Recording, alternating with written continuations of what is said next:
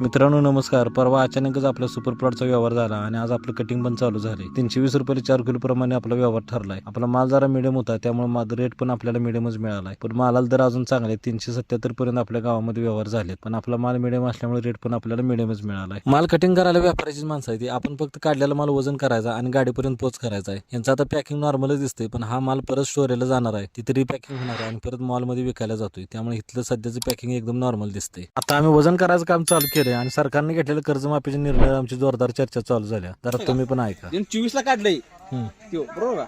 ज्याने 24 ला काढलंय तो त्याची माफ होणार, कर्ज माफ. 25 नाही होणार. आपण 25 मध्ये काढलंय ना. कळलं का? आमचं कायमच आहे, रेग्युलर आहे, रेग्युलर. त्यामुळे आपलं माफ होत नाही. मग आपलं रेग्युलर असल्यामुळे आपल्याला भरावं लागणार. आपल्याला अनुदान मिळेल 50,000 पर्यंत जास्तीत जास्त. कमाल मर्यादा 50,000 ठेवली आम्हाला तर नाहीच. आम्ही ह्या वर्षी झाली तरी कागद दिले तीच.